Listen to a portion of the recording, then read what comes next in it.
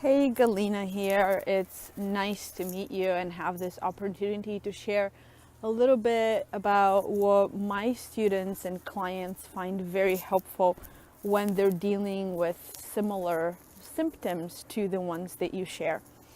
First, it's really important that you know that as an introvert, how you do your self care, especially in places that are very charged with large crowds and excitement and new information, is very important. So, the very fact that you're thinking about your self care right now in advance is already very helpful. Know that that ability to be able to connect with your needs and to think about ways to meet them is really what is the most important element of making sure that you have a good outcome. So you're already well on your way for that, and that is great. That's the hardest thing to learn. So there's two main things that I would watch out for if I was you.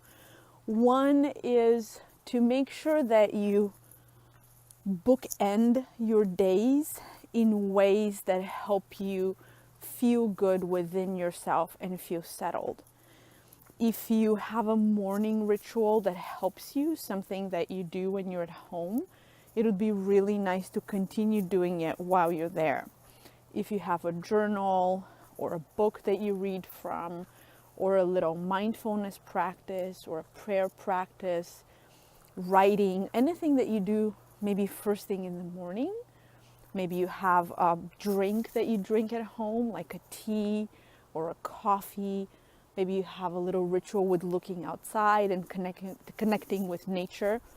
Whatever it is that you do at home, see if you can transfer that with you and start your days in that way.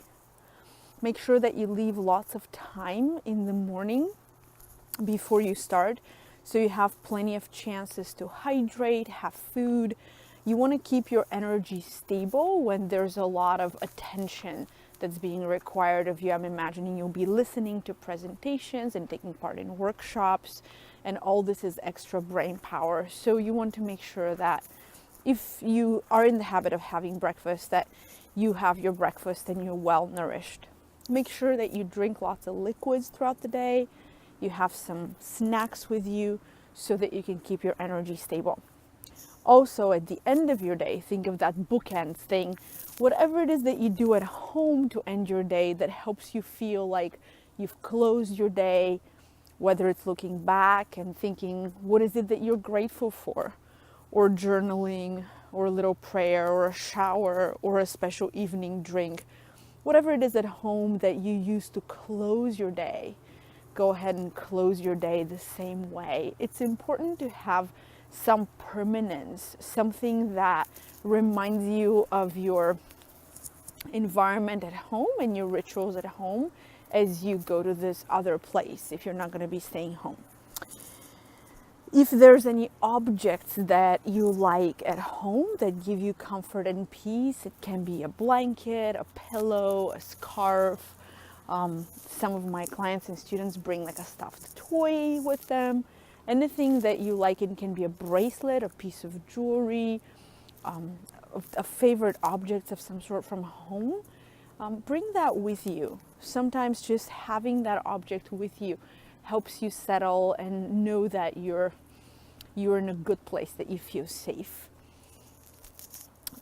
Make sure that you think ahead in the beginning of your day about setting an intention about how it is that you want to spend your day.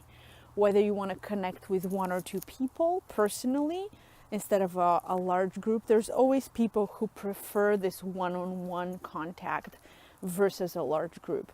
See what kind of an intention for communication you can set in the morning and see if you can carry that out throughout the day. It's much easier to think about what format of engagement would be most comfortable to you, most beneficial to you, most pleasurable to you, instead of just feeling like you have to do what others are doing, because ultimately this is about you having a good time and benefiting.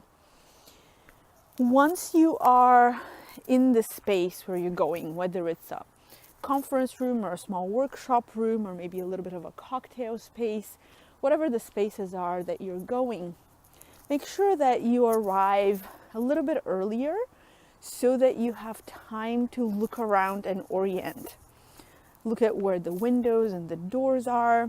Make sure that you choose a place to sit where it's the easiest for you to see and focus and pay attention.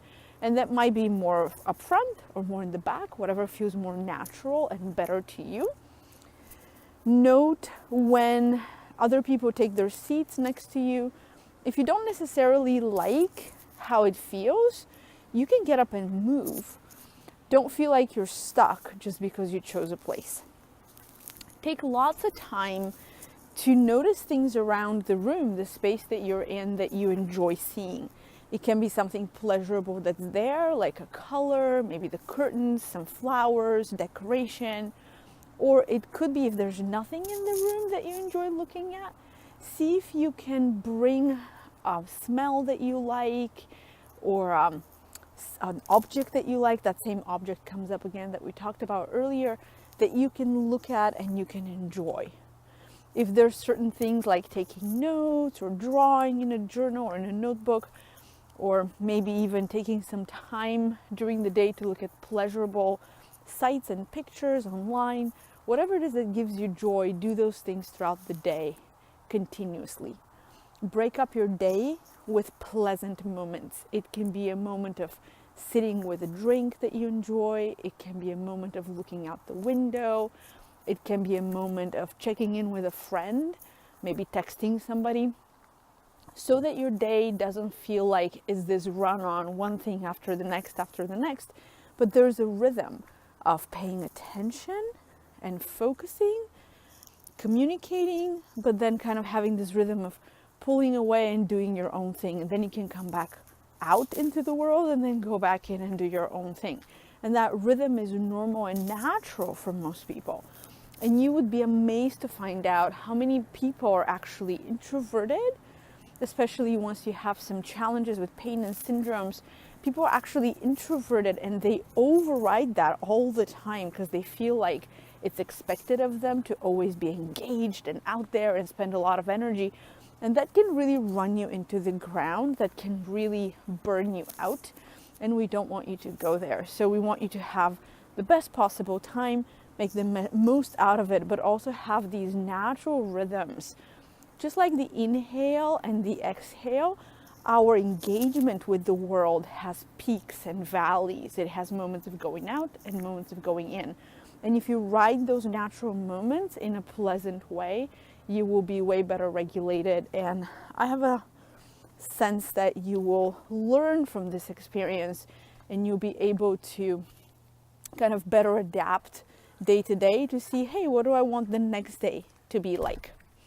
See if you can find a way to process, maybe journal about it, or just even think about it, or share with somebody that you trust, and just make the best out of it. And above all, know that, it really takes a lot to be in these big public spaces. It's a lot for everyone. Sometimes when we're more introverted or we're not really out there all the time or we're limited by pain, we feel like we're the only ones. It's like we're on the outside looking in and everyone has it figured out. The reality is that a lot of people struggle with these big spaces because it's not really a natural thing to be on your own in your office or in your writing room and then all of a sudden be with all these people. There's no way to kind of get used to knowing everyone. So it's a bit of an unnatural situation and it's difficult for most everyone. It's just we all deal with it a different way. It's been nice to connect. I hope that something from what I shared is helpful and you can take it away for your own use. And I hope you have a great time.